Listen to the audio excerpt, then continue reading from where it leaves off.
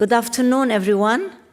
And I hope you all have joined in the salsa dancing outside and you come all enthusiastic and ready to go for this fight of the times, I suppose, of our generation or something. I mean, it's nothing like the American elections, okay?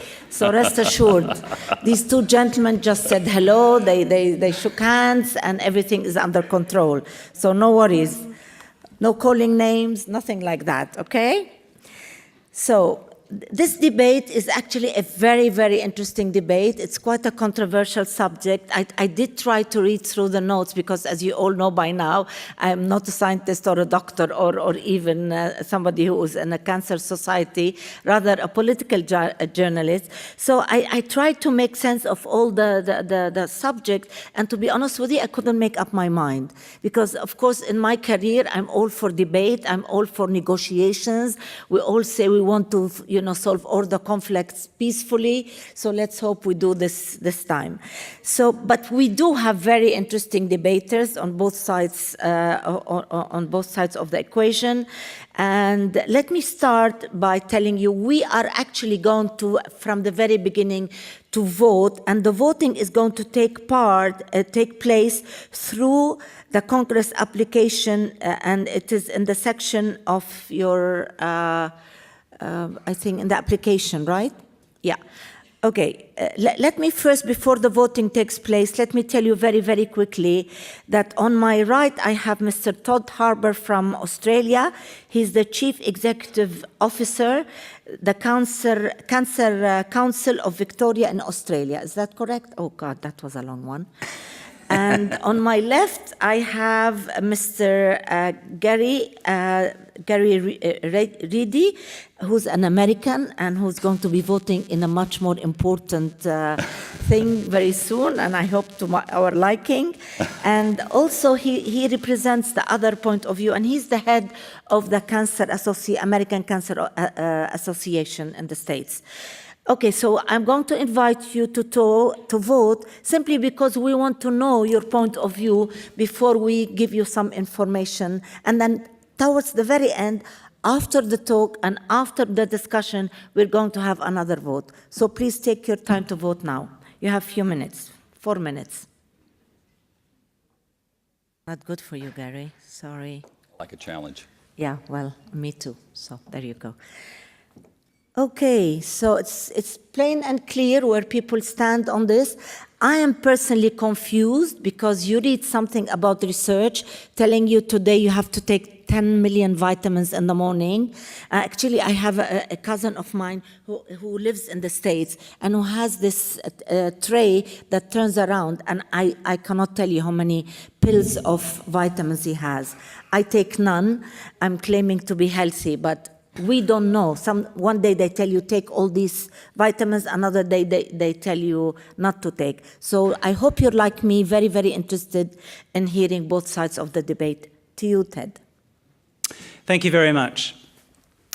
So it's important, I think, to start in framing the debate at the very beginning of what we're facing here. Obesity is one of the leading causes of mortality worldwide. Estimated 1/5 of the weight gain in the US from 1977 to 2007 came from sodas or sugary sweetened beverages alone. The global food industry, processed food industry, is focused and concentrated in a few hands, including Pepsi and Coca-Cola, who control more than half of the global sales. And most of the growth of big food sales in recent times is now coming from developing countries. It's also important to remember, as cancer organisations, what is at stake here.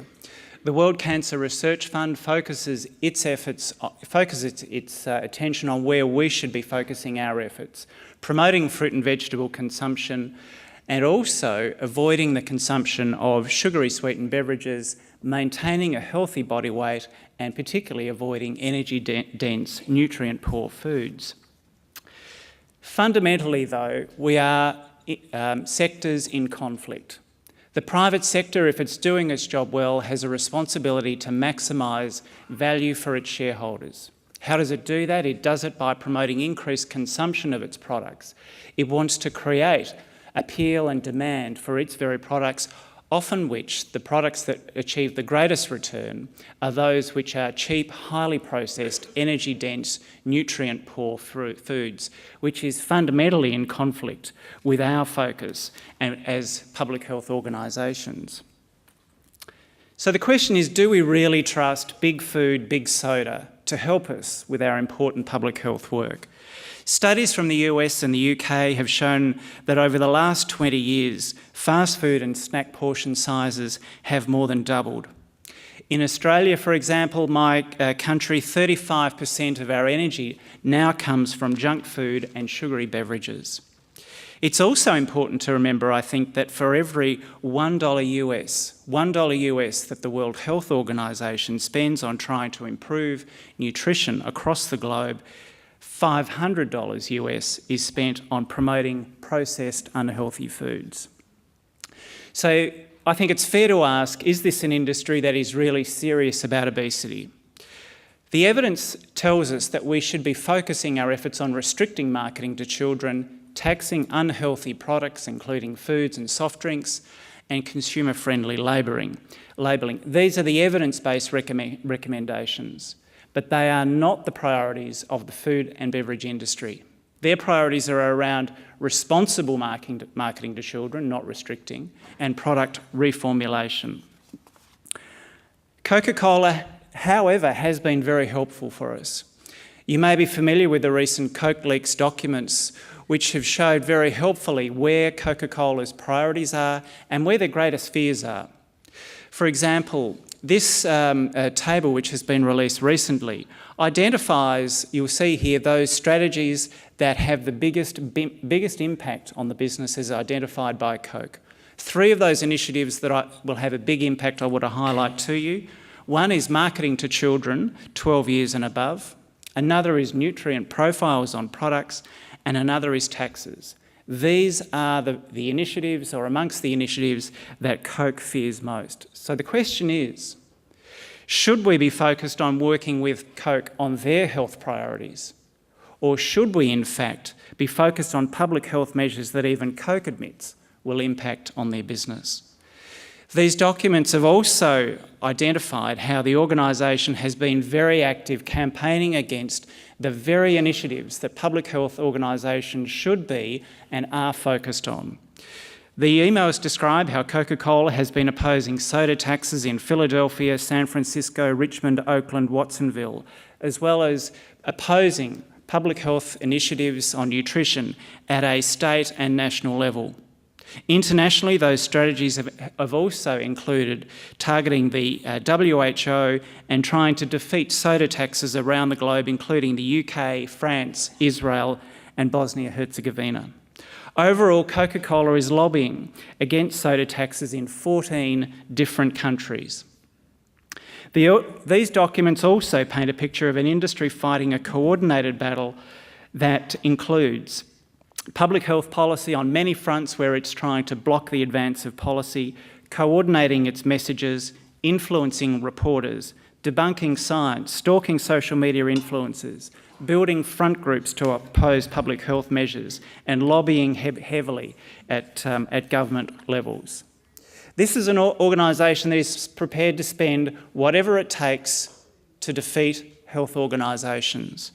This is an industry that has spent $1 billion €1 billion opposing front of pack labelling. They've spent over $106 million lobbying against soda taxes in Berkeley, despite the evidence from Berkeley and Mexico showing that these soda taxes have reduced consumption by as much as 20%, particularly in disadvantaged neighbourhoods. This is an industry that is also taking legal action against public health measures that we know will work. It litigated against the New York Health Department when it tried to introduce limits on the size of soda consumption. The industry felt that 16 ounces or 450 millilitres was only small, too small in fact for caps on container size. This is an industry also that is no stranger to using Shonky science to promote their own commercial interest at the expense of public health. A systematic review of industry-sponsored studies between the links of sugary sweetened beverages or sodas and obesity found that studies with soft drink industry funding were 5 times more likely to find no association between soft drink consumption and obesity. Now, you might be saying, have I heard these tactics before? Yes, I think we have. We have an obligation to act now and ensure we don't allow the health of future generations to be sacrificed, as it was in tobacco, where it took decades to ensure we had effective global action. We need to recognise that Big Tobacco has provided a game plan for Big Soda and Big Food, which they've been using very effectively. This trumps commercial interests over public health interests. And as health organisations, we need to stand firm. It's shocking, I think, to know that a study in the US from 2011 to 2015 found that Coca-Cola and Pepsi sponsored 96 national health and medical research organisations whose specific mission was to fight against obesity. During this time, they also lobbied against 29 public health bills designed to reduce soda consumption and improve nutrition. Another example of how our goals are completely in conflict with the goals of this industry. Make no mistake, their success is our failure. In conclusion, I want to put to you that reputation is hard won and easily lost. We know that in our hearts and minds that our most valuable asset is our integrity. Partnering with the junk food industry means more benefits to them, more risks for us. Sure, partnerships with these industries may bring in valuable dollars for public health programs that we all know need more funding. But there are greater benefits for the industry, clearly. Their reputation benefits by taking control of ours. There is also the opportunity for a health halo on their unhealthy products as a result of our good brand. And we may also be unwittingly helping them to reach new audiences. The risks to public health are huge. It compromises our ability to speak out on important issues, important obesity and health issues at a time when those voices are most needed. It threatens our credibility. I've spoken about biased research, and there is also an important opportunity cost here. If we're working with the industry on their agenda, we are not working on the issues that we know are going to be most effective, that we know are going to be most effective and the industry knows are going to be most effective. For the cancer organisation I represent, we're a trusted partner, and our relationships with donors and partners help maximise the impact of our work.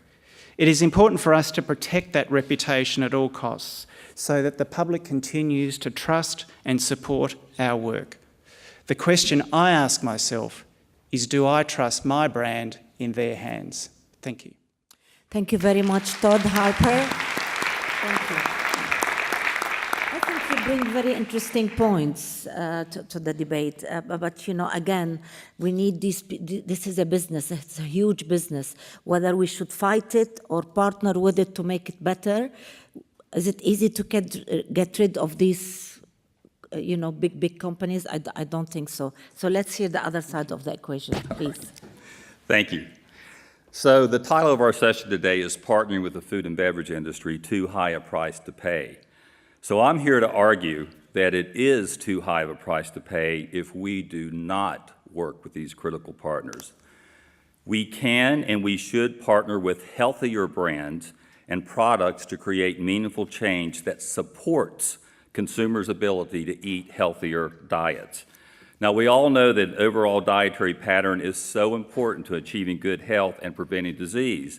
As a matter of fact, 1 in 5 cancer cases are caused by poor diet, physical inactivity, and excess weight. And that's the very reason we must address this issue head on and make it easier for people to make healthy choices that over the long time will reduce their cancer risk. Now, we hear a lot about foods and beverages that distract from an overall healthy diet, but there are many products that support it, and our partnerships should focus on those. The food and beverage industry as a whole is extremely diverse. It includes everything from very healthy whole foods like fruits, vegetables, and whole grains to very unhealthy foods and beverages. There are only a handful of large global companies that own the majority of food and beverage brands. To say that we will not partner with the industry is too broad of a stroke and would prevent us from promoting foods that we know are beneficial for our overall health and cancer risk reduction. So why wouldn't we partner with Dane Yogurt, for example, as we did in October with their Light and Fit, non-fat Greek, and Activia Light brands? We're starting to make some progress in healthy eating, and we're seeing some leveling off of obesity trends among some population groups. But the playing field's not even. Everyone needs the opportunity to eat healthy foods and exercise more. That means making healthy foods affordable and available to everyone and ensuring that all people have access to safe places to be physically active every day. And this is certainly an issue that goes far beyond one industry. We must work with the food and agricultural industry, the built environment, the educational system, and with community groups to address the social determinants of health. It'll be a long road, but we are starting to see change. Now, how we partner is very important.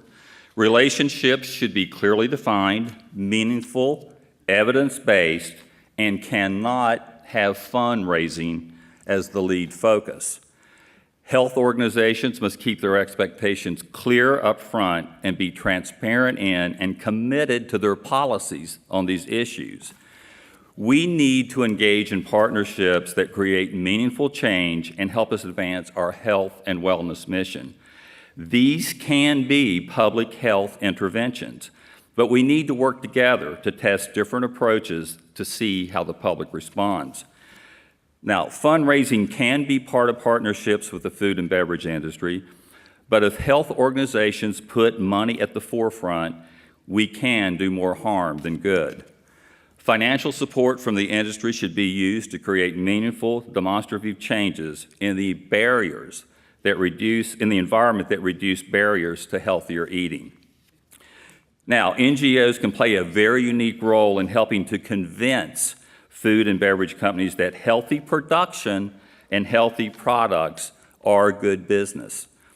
Many companies are already making positive changes in response to consumer demand for healthier options. Food companies are reformulating products to include less added sugar and less sodium. They are packaging in smaller portion sizes. Some restaurant chains are making healthier options with the default on kids' meals. Grocery stores are placing healthier options in more accessible, visible locations, and we need to applaud and recognize the positive changes that are being made. We need to work in collaboration with other organizations to urge the industry to continue to make changes in product reformulation, in advertising and marketing, particularly to youth, and in poor and underserved communities, and in access, availability, and affordability. Healthy eating is a critical component of cancer prevention and creating healthy communities. We have to find ways to work with these companies, the companies that feed most of our populations. Through education and awareness and mobilizing consumers to be advocates for change, we need to continue to help create demand for these changes. Now, advocacy is also a very powerful tool here. The American Cancer Society Cancer Action Network works at the local, state, and federal levels to support laws and policies that make information more accessible for people to make healthy choices, ensure healthy schools for our youth, and build healthy communities for all. Our public policy work addresses healthy eating, physical activity, and weight management. For example, we were involved in the development of the federal 2015 through 2020 dietary guidelines for Americans, which serve as the basis for all federal food and nutrition policies and programs. We provided comments to the FDA during the regulatory process to update the content and format of the nutrition facts label, which appear on most packaged food and beverages. We all know that this cancer fight is one we cannot win alone. That's why we're all here together this week in Paris. So to summarize, we have to remember that the food and beverage industry is extremely diverse. We can and should partner with healthier brands and products to create meaningful change that supports consumers' ability to eat healthier diets. We cannot make the food and beverage industry an enemy because our health depends on it. We need to make their business success dependent on changing the products they produce and offer. While they may be taking some lessons from the tobacco industry, the food and beverage industry is not the tobacco industry, and food and beverages are not tobacco. Everyone needs to eat and drink. And the food and beverage industry is not as simple as the tobacco industry, which is complex enough. The food and beverage industry consists of many parts, which in many cases want to be part of the solution. We need to work together with them to help make that happen. Because in the end, I think we can all agree that a healthier world, one free from the pain and suffering of cancer, is worth putting aside our differences and working together. Thank you. Thank you. That was good as well. I'm very confused now, so I don't know if you're confused like me, can't make up my mind. But I mean, there is a lot of debate going on in the world. I know in England we had a huge debate because the government was being accused that they don't feed the kids in the schools healthy food. It's difficult to really come into this debate and not think of all the other things, associated with it, including in the case of the schools, the cost of the meals. It would be wonderful if everybody ate quinoa and fruits and vegetables. But it's not a straightforward debate. And I'm thinking in this room we have so many people who know so much about the subject. So I'm going to invite you to raise your hands and to start maybe commenting or asking questions, and then we're going to vote after that, okay? So who's going to be the first pioneer? Please.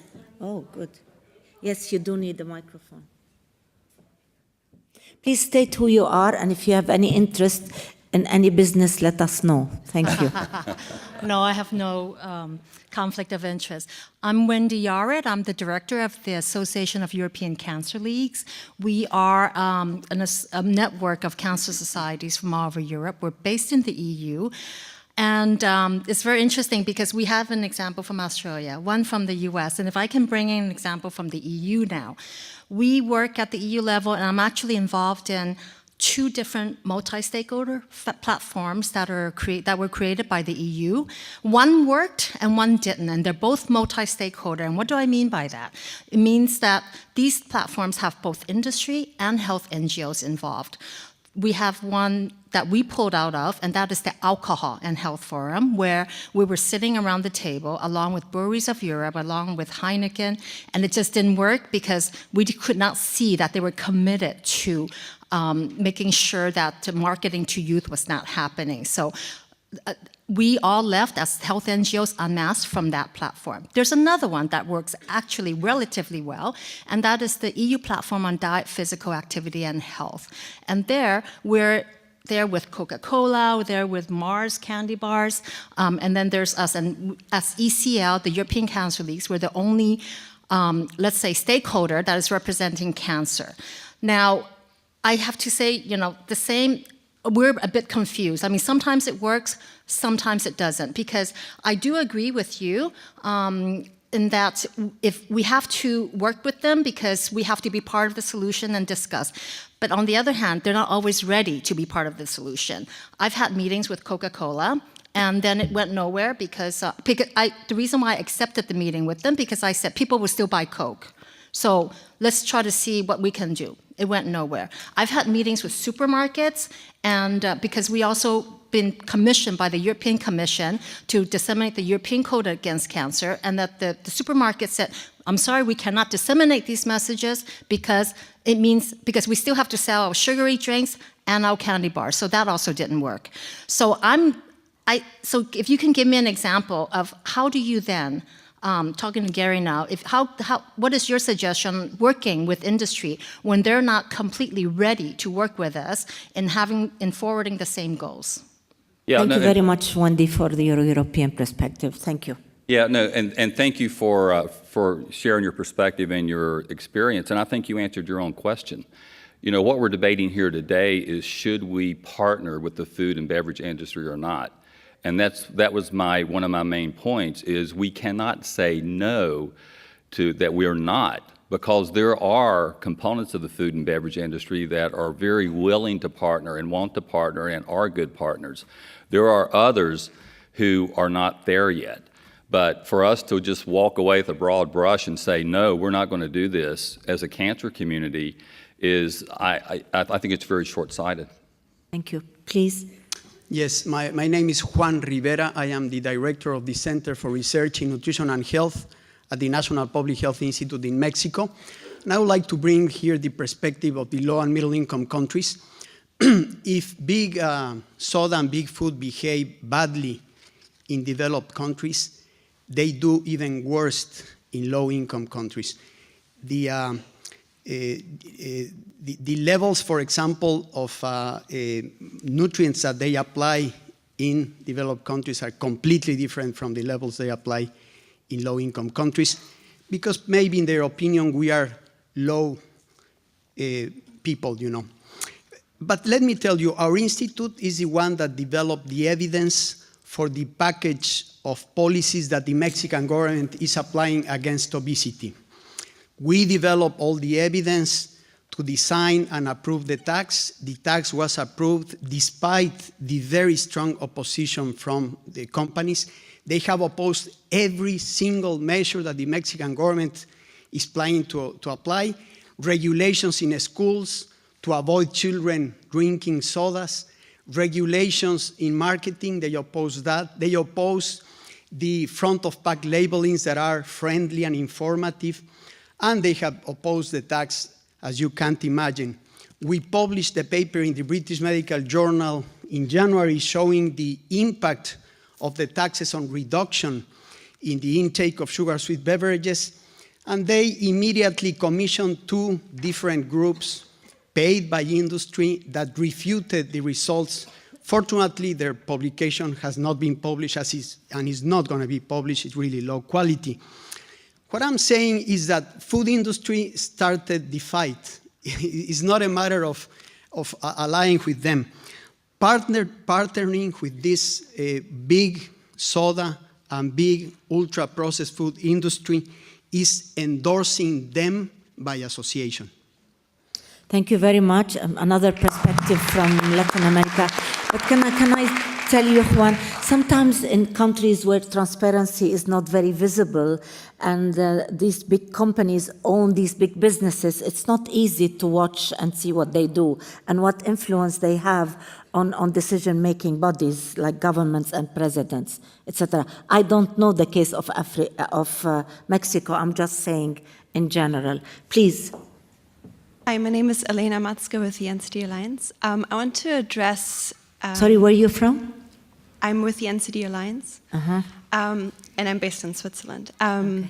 And I want to speak to the confusion that is inherent in this question, because I feel like you're talking about slightly different things. I hear you talk about partnering, i.e. really working in partnership, and I hear you talk about speaking to an industry and convincing them of doing the right thing. And I think these 2 things are very, very different.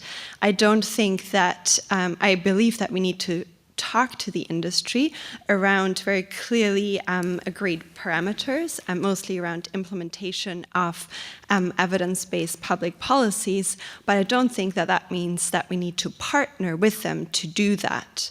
I also think that I agree very much that private sector is not a homogeneous entity, and the people that will produce our food will always make a profit off it. But there's a huge difference between an industry that produces real food and an industry that produces products. And I think we need to stop talking about food when really we're talking about products that are so highly processed they don't resemble food anymore. And I don't think that right now we're at a point where I would trust big multinational companies to actually produce the real food that we so desperately need, i.e. the fresh fruit and vegetable that are not affordable, that are not accessible to a lot of people around the world. And one last comment, I think a discussion around reformulation definitely is important, mostly though in high-income countries whose markets Can I ask you to wrap up to give a chance for the others already to ask? in high-income countries that have saturated markets already. When it comes to low-and-middle-income countries, it's a whole different story because those markets aren't saturated by processed or ultra-processed foods, but still very much centered around traditional diets that are made up of actual food. Thank you. Thank you. Thank you very much. That was. Would you like to comment, Todd? Would you like to say something, and then I'll give you a chance to say something, Todd. Gary? I think it's a really important point to make about dialogue with the industry, but allowing them to set the agenda. We need to be strong enough to recognise those interventions which we know from the evidence are going to be most effective. The more time that we spend wrapped up in those pointless meetings that are going nowhere really is at a cost to the initiatives that we know are most important. The industry opposes nutritional guidelines. It's opposed every sensible and pragmatic and evidence-based public health measure in this area. Do we really want to be running the agenda of commercial interests as opposed to public health? Thank you. Would you like to say something? Yeah, I still, I worked for 37 years for a global multinational company, not in the food and beverage side. But I have to tell you, these companies are not bad, and these companies can be a huge force when we're aligned together. And the other, these companies, some of them make very unhealthy products, and some make healthy products. The same company, but what we're talking about here is behavior change. I think as a cancer society, as a public health society, that we have failed in getting the message out clearly to people on what they should eat and what they shouldn't eat. But if we're partnering with healthy choices and healthy foods like we just did, the American Cancer Society with Dane and yogurt, that's going to help to start change behavior. So I don't think we can draw a line in the sand and declare the food and beverage industry a public enemy, because there's a lot of good people and there's a lot of good products that work in that industry that can partner with us. And I think, to me, this is about changing behavior and educating people in developing and emerging markets on what is good and what they need to do to take care of their health. You can prevent 50% of all cancers, at least 50%, just through choices that we make. We have failed to get that message out there so that people are informed.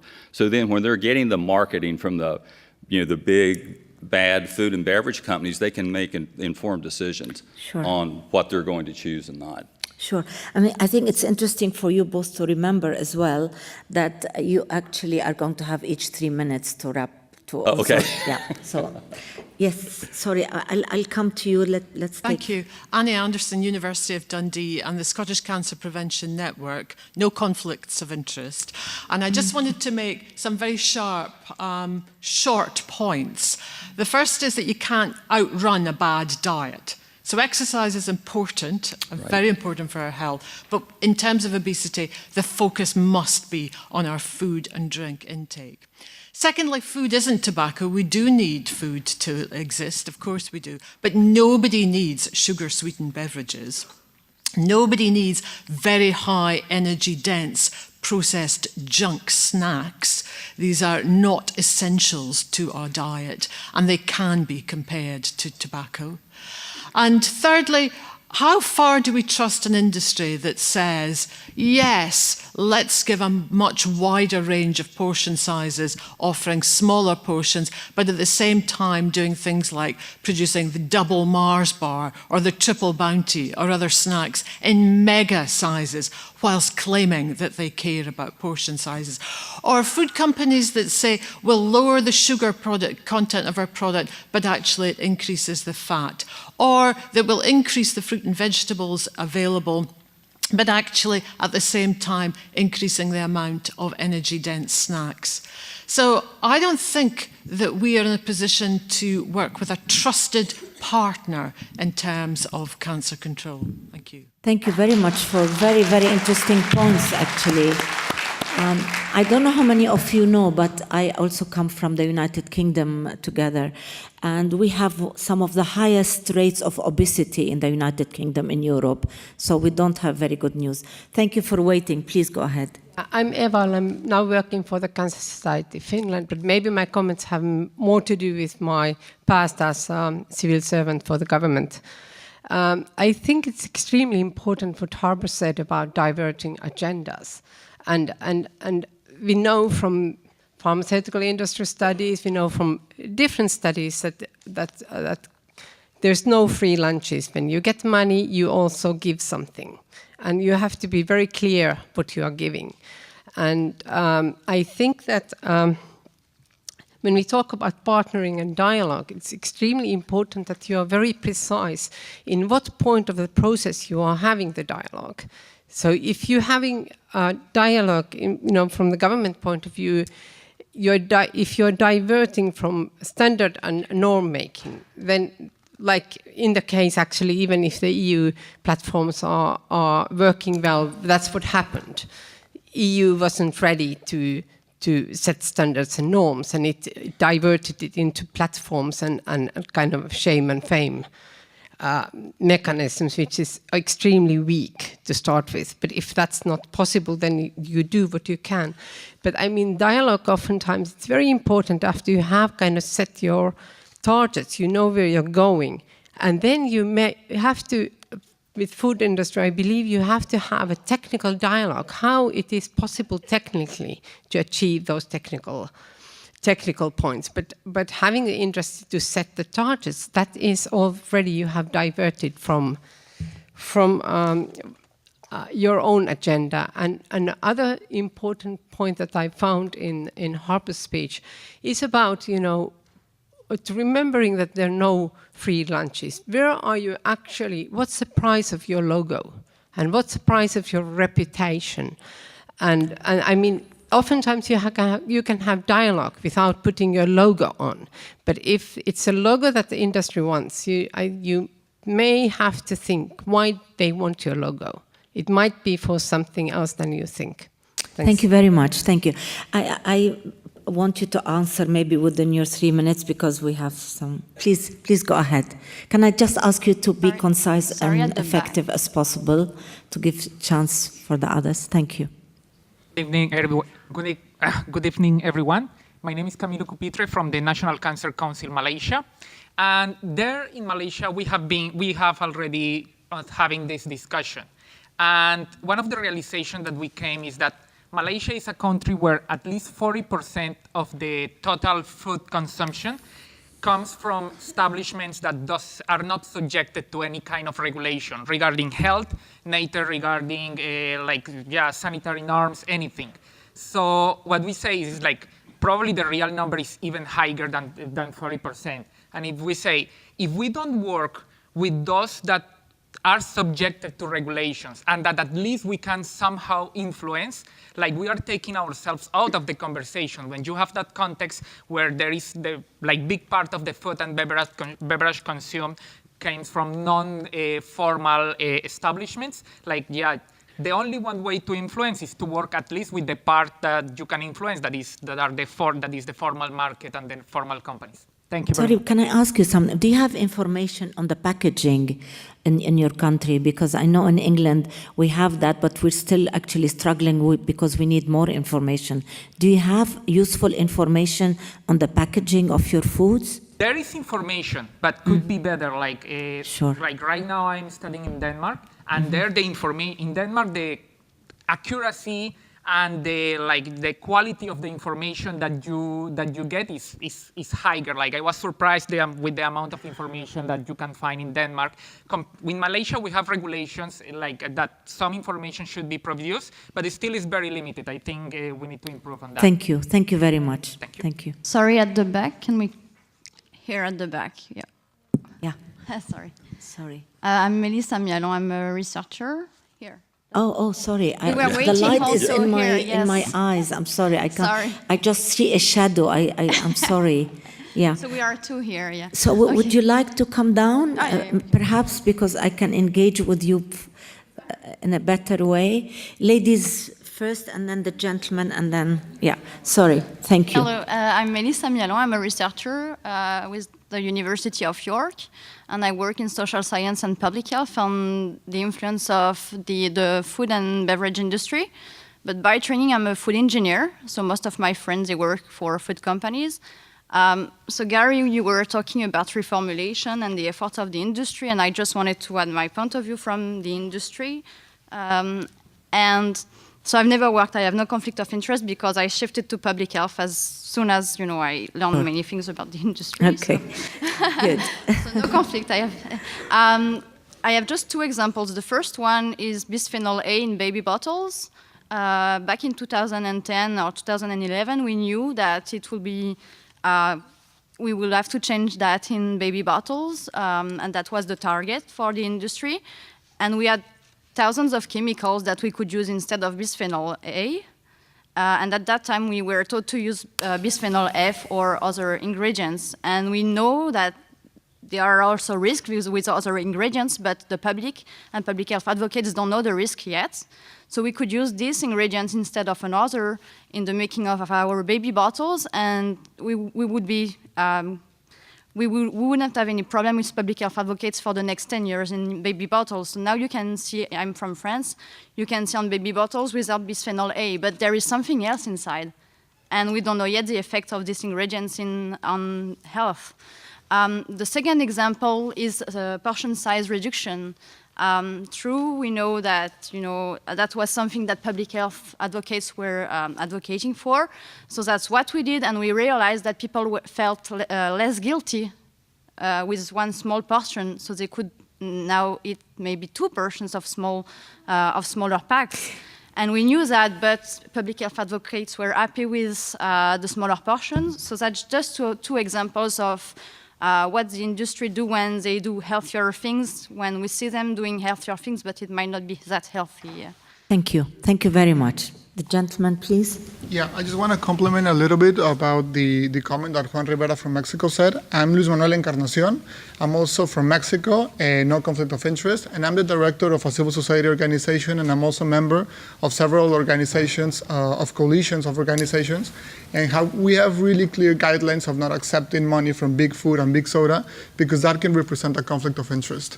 And in the comment of what you said about the industry wanting to be part of the solution, of course they want to be part of the solution, but their true interest is an economic one rather than a health one.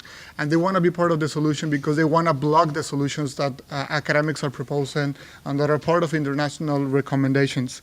And of course, we as civil society, and the perspective that we have is that we would never partner with these industries because they have done anything that is in their power to really block the recommendations, to really block the solutions, and really attack us directly, not only on the work that we do, but also the reputation that we have and the policies that we are working on. So working with them is really a conflict of interest rather than opportunity for change. There are many other ways that we can do and achieve change and advocate for policies, and the Mexican example on the soda tax is really an example on this because of the opposition that we faced and all the opposition not only from the industry but also from many other sectors, and at the end we achieved it without a conflict of interest. So Thank you very much. Thank you. And gentlemen, you can clap. It's okay. ahead, I'm please. Paul Rogers. I'm a pediatric oncologist with a passion in nutrition with respect to pediatric oncology, a former chair of the Children's Oncology Group Nutrition Committee. I have no conflict of interest except to say I do love French wine and good food. So you have vested interest in this, do you? So I think the question is a little bit misleading about what partnering means. And is it, the next tobacco? The food industry isn't the next tobacco. Sugar is. And there's an article just in Medscape Public Health published out on Monday saying, if sugar is the next tobacco, treat it like it's the next tobacco. And has some very interesting and compelling facts in that. And one of the facts, and we shouldn't isolate oncology or cancer by itself. Type 2 diabetes is even worse, and metabolic syndrome, which can also lead on to cancer. But within that, they said raising, and there was a UK debate, raising the tax on beverages, sugar beverages, 20% will decrease the amount of type 2 diabetes by 15% and decrease the amount of developing type 2 diabetes by 180,000 in the UK. That's significant. So we should be treating, and as a pediatrician first and then a pediatric oncologist, chronic disease prevention starts in childhood. And children, we don't give them alcohol. We don't like them to smoke. We should really be concerned about the sugar consumption that they're having. So sugar is the enemy. Thank you. Thank you very much. That's very interesting. I just hope that we don't even pay more taxes when we don't have the sugars. Thank you, doctor, because it's appalling as much as we pay in taxes in the UK, so more is not really a very nice thing. I'm going to thank everyone who asked. This, I'm sure, enriched the debate. I'm going to ask you now for 3 minutes. I'm going to start with you, Gary. Is there any more? Yes. Oh, There's sorry, two more I didn't questions, see you. yeah. I'm sorry, I didn't see you. Please go ahead. Okay, I'm Gitte Laub Hansen from the Danish Cancer Society. I just want to mention one good example of partnering. It's the whole grain partnership in Denmark, where we, by working with industry, has increased the whole grain intake. We have doubled it since 2009. So by increasing the availability, we are doing the research showing how whole grain can prevent also cancers. So that's just a good example of how to work when you have similar goals for your work. Then you can work together with industry. Thank you. Very interesting. Thank you. Please. I'm Dr. King, Mass Medical Mission Nigeria. I work in the field of preventive oncology. And when I saw the program for this Congress, my heart sank because there was a lot about obesity, but nothing about undernutrition. And in our own context, obesity is a rising problem. But undernutrition is also carcinogenic. In fact, the commonest cancer in my country for children is Burkitt's lymphoma.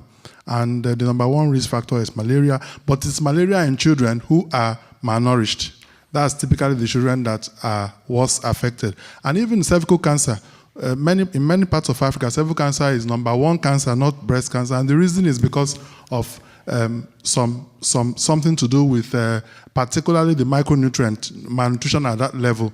And so I think there is need for a balance. While we talk about obesity, we should also talk about malnutrition, which is probably likely to be more important for carcinogenicity in some places, in some poor resource places, than even obesity itself.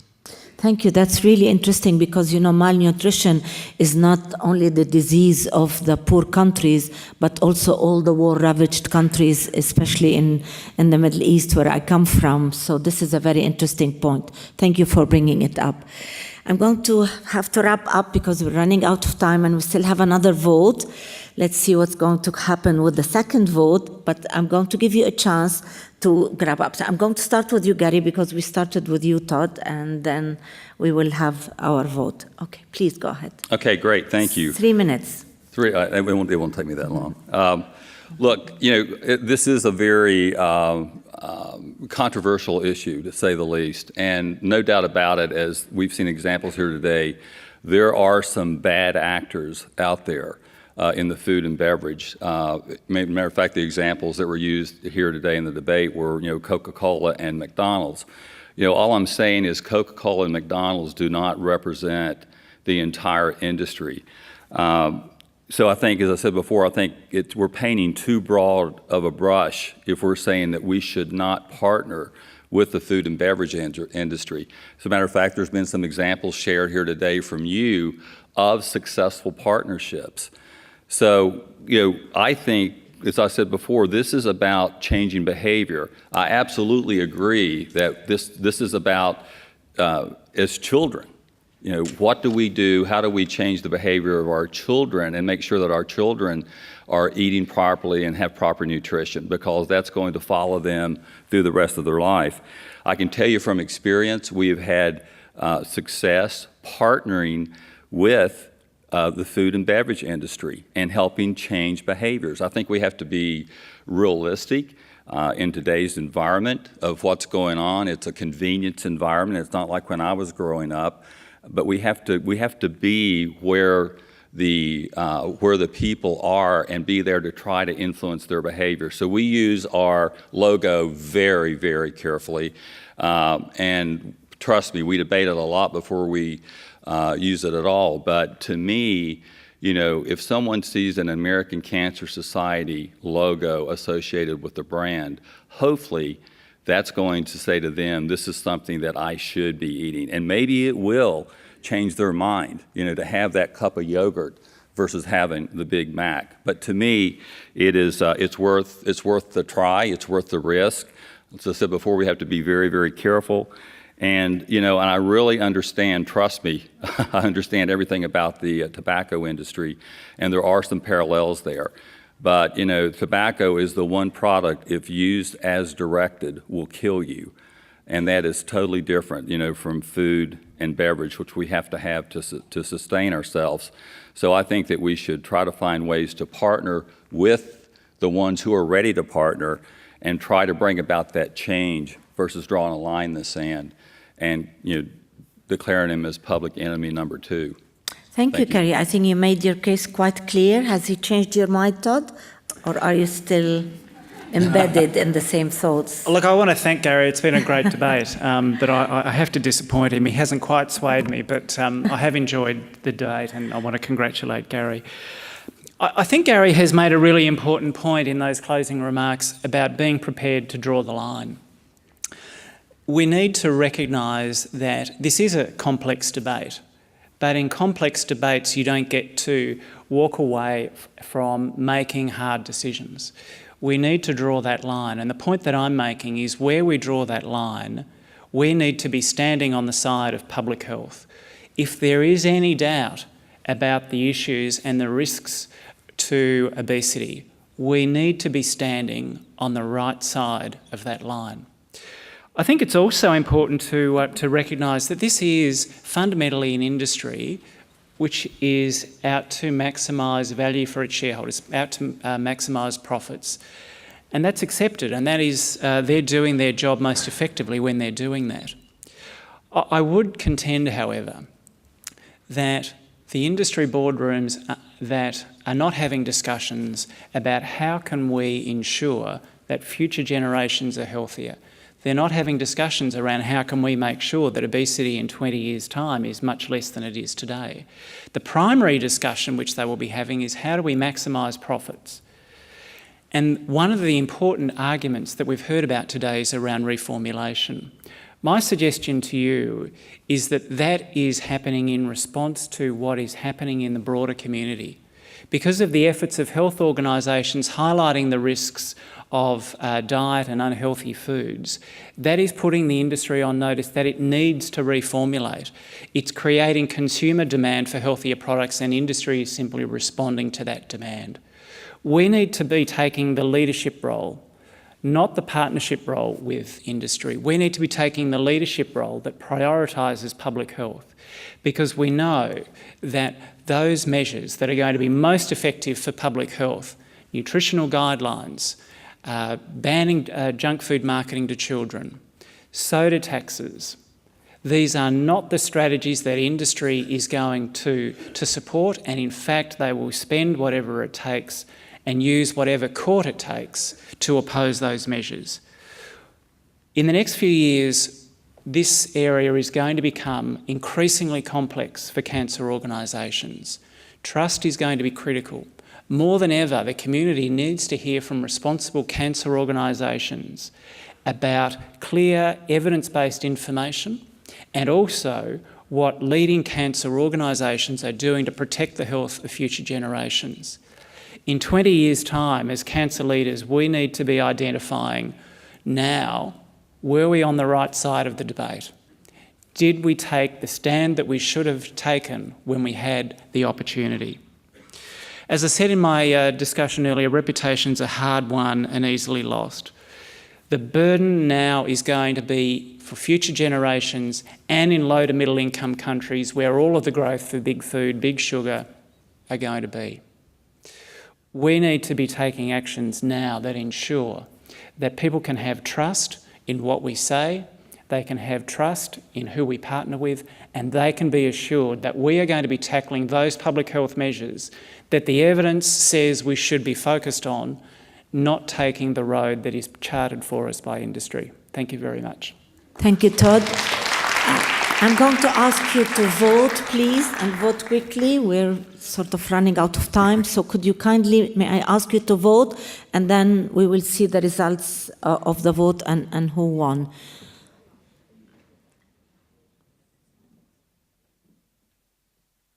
Yeah, it hasn't come back up. Oh, it is coming up.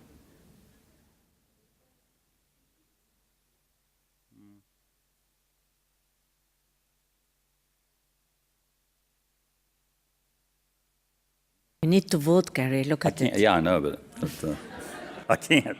I'll lend you Go on. mine, Gary. Yeah. He will Sorry. need yours as well.